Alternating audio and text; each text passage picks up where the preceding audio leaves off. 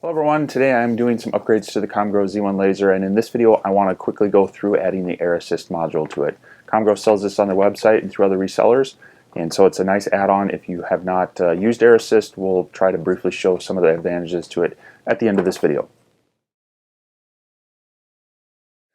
Real quickly, let's talk about what comes in the package. First and foremost, there's a nice two-sheet kind of explanation of how to put this on there. This Air Assist unit does work for both the Comgrow Z1 5 and 10 watt models, as well as the Xtool D1 non-pro that does not come with an Air Assist. This will be an option for you to add that on. So with that, there are a few different parts. Most notably, there's going to be the air nozzle that comes out at the bottom. So there's two different ones. There's a smaller one, a longer one. The smaller one is if you have the Comgrow 5 watt laser. This is the one you're going to want to be using, and it will allow you to adapt to that focal length. If you're going to be putting it on the 10 watt module or on the Xtool D1, you're going to be using this longer nozzle. With that, there comes two different air hose adapters as well. One is the shorter L bracket, one is the longer L bracket. Again, depending on which one you are using, you will select one of those. Now to replace the shroud on the Xtool module, they have this nice metal one. So you could slide this in place of the acrylic, and that would retain your shielding. There's of course the air pump as well. So this is a variable speed air pump. It does have a dial on there to turn it on and off, as well as increase or decrease the airflow. And this one came with 110 voltage, 2-prong US plug. If you are outside the US and need something else, you need to reach out to them to see if they sell one with a different adapter, or you would need to purchase an adapter yourself. It does come with a good length of air hose and then a pipe fitting adapter, and this should give you plenty of length to go from your air pump into the laser module, as well as there is a nice bag of miscellaneous parts, screws, zip ties, and such to help route and mount the laser in the different options. Finally, you might be wondering why there's a roll of tape in there. On the Xtool D1, that originally came out with a few different size laser module and brass sleeves, and this can help you adapt it down to the size if it's too narrow. However, I would recommend skipping this and just using some plywood to cut a spacer ring to make that fit yourself. So not too many parts. We are going to go ahead and get this assembled, and then we will give it a few test runs, and we'll show you the difference of cutting with Air Assist and without. First thing we need to do is take off this aluminum bracket from the 5 watt nozzle. So there's just a couple of Allen screws back here. Take those out. You can set that aside. And then we're just going to line these up. What I like to do is get the one started, leave yourself a little slack on the second one to get that started.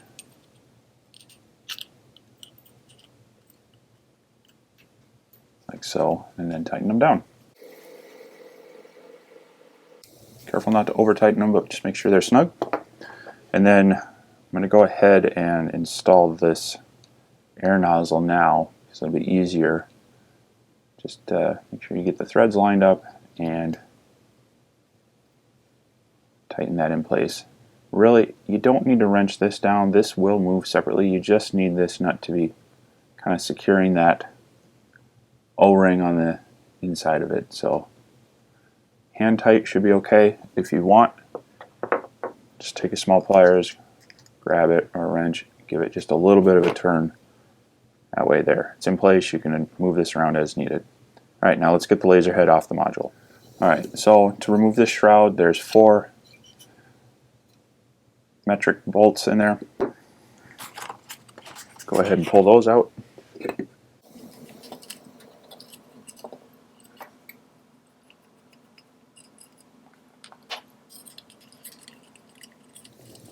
There we go. And then this will pop off. Now, if you've never taken this off before, you might want to just inspect this. Your lens is right at the bottom of this, and you want to just see if there's any debris or whatnot on there. If it is dirty, take some denatured alcohol and a lint-free cloth or Q-tip. Just lightly clean it off there. Make sure everything ends up dry and clean, and you're good to go. Alright, next we're going to install this nozzle onto the head, and so you're going to find the small bag that's got the M3x10 screws in there. There's actually 4 in there. 2 are the smaller ones, such as the ones that you use to mount here.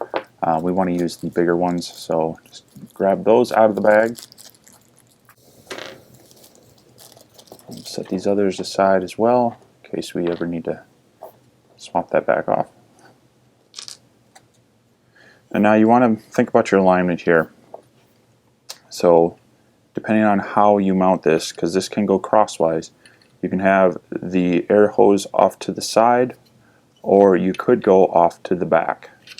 Now you just need to make sure that there's enough clearance to get at that air hose in either direction. Now I am going to take a cue from my friend David over at the Clack Shack and try routing it up the back to help manage the air hose. So once again, we're going to hold this slightly in place. We're going to grab our M3 screws. I'd like to get one started on here. That placed where it needs to go, and then you have slots that will allow you a little wiggle room to get these lined up. So once again, get this one started but not snug. This should still be loose. Just so you can get both of them started, and then once they're almost snug, then you can kind of go and tweak your alignment before you really snug them down. So go ahead and tighten that. We should be good to go. Now the air hose in this orientation does not quite come out as far as I'd like. So we could do one of two things. We could swap out with the other one and see how that fits, or we can kind of angle this a little bit, probably to give us enough to get that air hose in there. You just don't want it to be kinked shut. So let's see how that's going to fit.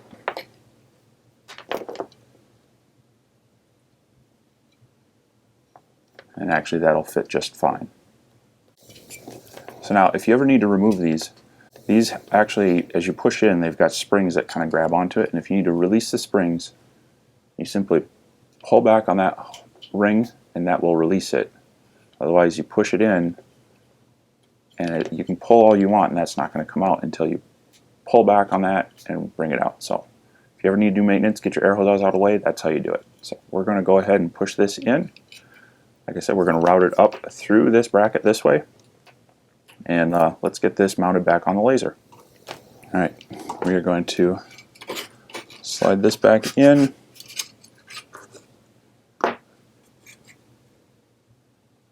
And we want to make sure that it's going to go down low enough, so we're going to use these, the middle and the fourth from the top screws. And then we're going to go ahead and plug our wires back in.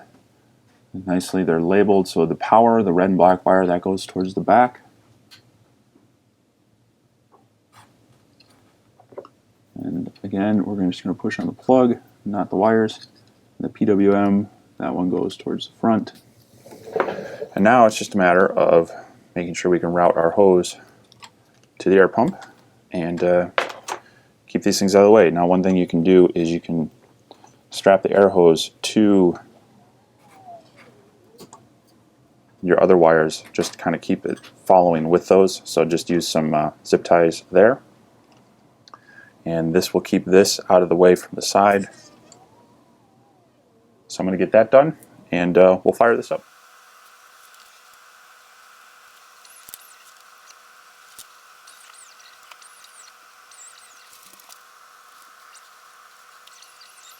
Alright, so I've got the hose routed and it's working well. One thing I will note, if you do it this way where you route it out the back, there is a hole in the plate that's meant for the zip tie anchoring.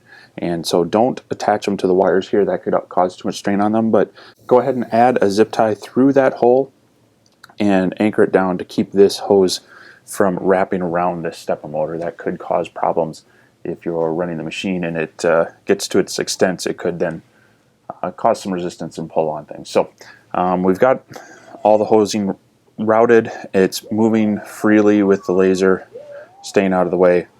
Now it's just hook it all up and test it out.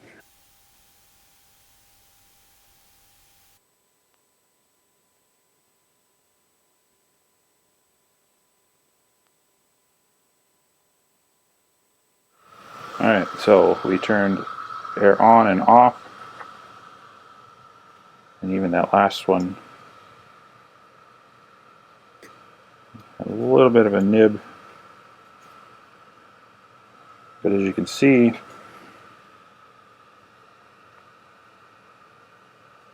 the difference in the cut quality. You get this overburn here, and there's a little bit on the piece. Same thing on the back side. It actually helps keep both sides clean.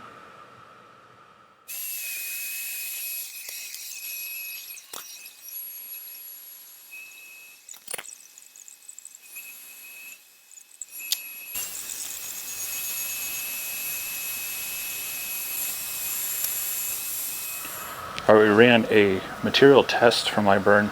On the left here we've got it without the air assist on. On the right we have it with the air assist on. I've left them in there just so we can see kind of how things fall out as they pop up. See about any quality difference. A lot, quite a bit. So as you can see on the back side, very same settings. I didn't touch anything else. We've got more cutout on this side, some popping through on the bottom. There we go. Some of this is okay now. It's material, because you see it should have cut through on these lower speed, higher power ones. So you got to take some of that into account. But just the sheer fact of how much more it cut out over here versus there, it's a testament to using air assist for more efficient cuts. Alright, well there you have it. That is the installation and quick initial tests of the Comgrow Air Assist. I think it's definitely worthwhile having air assist on any diode laser that is possible. As you can see, especially from this material cut test, that it definitely helps improve the efficiency of your cuts at the same power settings and same speeds. So I will have links down below where you can find out more about this air assist, and as well as some other materials I like using in my workshop. Some of them are affiliate links. They do go and help me out a bit at no extra cost to you. I hope you don't mind using those if I have helped you make an informed decision on things that you would like to add to your workshop. Anyway, this was hopefully just a quick one. I'm going to be working on more projects and more equipment, and so if you like what you're seeing here and you haven't yet, go ahead and hit that subscribe button. That way you'll be aware of the next videos as soon as they're posted. And if you have any questions or comments, go ahead and leave those down below. I try to get back to those as quickly as I can. So in the meantime, I hope to see you soon, and I hope you get out into your workshop and can make something too.